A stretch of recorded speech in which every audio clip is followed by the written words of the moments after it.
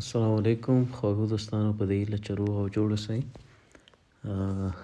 یو ځل بیا ستاسو په چوپړ کې یم له یو ډېر مهم او هغه شی چې اکثرو ملګرو ما څخه پوښتنه کړې وه چې موږ څنګه په بایننس کې یا په کمبل ایکسچینج سروسز کې څنګه یو کوین رانیولی سو یا اخیستلی سو.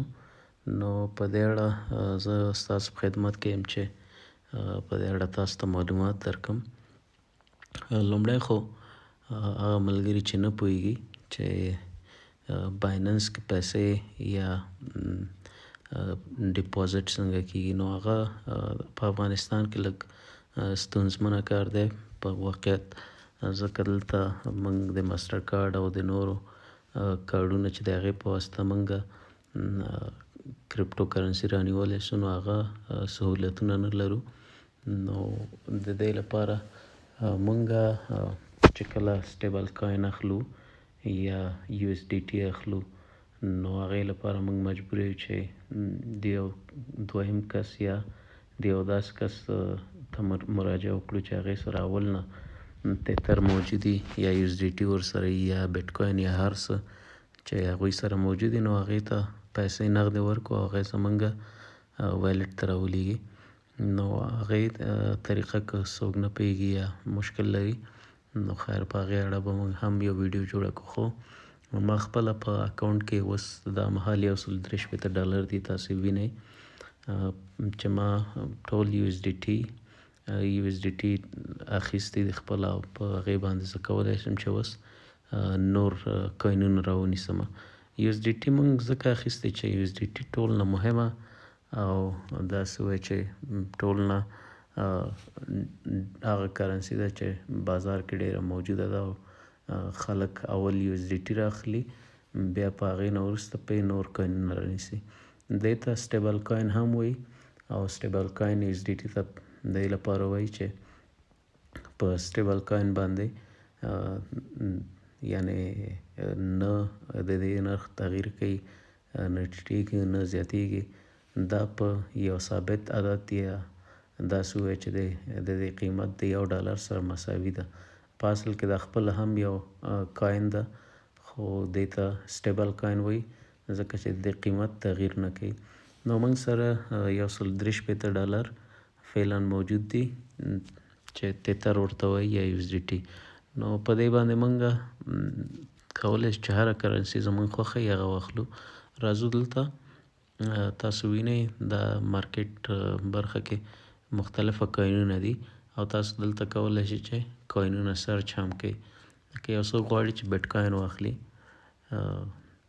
بي ټي سي واخلي، سمه ده، نو غواړي چې بي ټي سي واخلي، دلته یې بي ټي سي ولیکي او په مقابل د شي یو اس ډي ټي، یعنې په یو اس ډي ټي باندې موږ بیټ کوین اخلو. نو دا جوړه مو چې پیدا کړله، په دې باندې کلیک کوئ. دلته تاسو کلیک وکوئ، بای او سیل آپشن لرو. نو بای یعنې موږ غواړو چې دغه کرنسي راونیسو واخلو. نو په بای باندې چې موږ کله کلیک کوو یا ټچ کوو، دلته تاسو ته آپشن راځي. په دې ځای کې چې تاسو کله غواړئ چې بیټ کوین واخلئ او د 100 روپۍ اخلئ، دغه آپشنونه ټول تاسو دلته کتلی شئ. اول به راشئ دلته لیمټ یا د هغه قیمت دلته انتخاب کړئ چې د مارکیټ اوسنی پرایس ده، یعنې لیمټ تاسو مه ټاکئ، ځکه لیمټ موږ هغه وخت ټاکو چې کله غواړو چې د بیټ کوین قیمت یو مشخص عدد یا یو مشخص قیمت غوره کړي، هغې وخت کې موږ هغه آرډر خپله اخیستل کېږي یا خپله هغه آرډر ټریګر کېږي بغیر له دې چې موږ او تاسو غرض وکړو. خو مارکیټ پرایس په دې حالت کې داسې ده چې په کم قیمت باندې چې موږ غواړو چې دغه کوین راونیسو، دا فعلي قیمت په همدې باندې موږ ته حسابېږي. اوس ما سره $163 تتر دی یا یو اس ډي ټي دی، نو زه غواړم چې د $30 یا د وبخښئ د $20 په اندازه زه بیټ کوین راونیسم.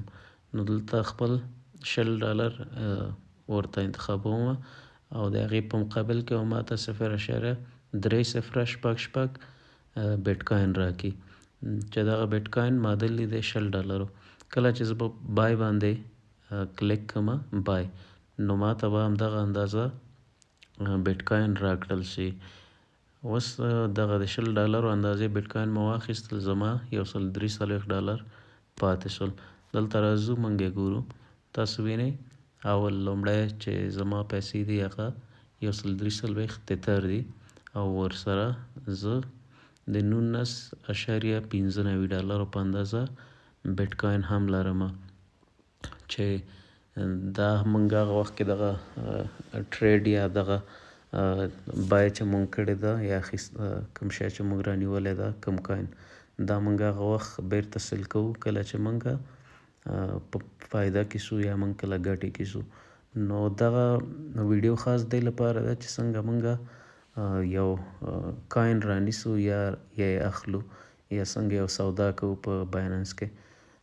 هیله ده چې تاسو پې پوه شوي یاست. که بیا هم څه مشکل یا تاسو غواړئ چې په دې هکله نور پوه شئ یا کوم سوال ولرئ نو کولی شئ چې په کمنټ سیکشن کې در سره ولیکئ.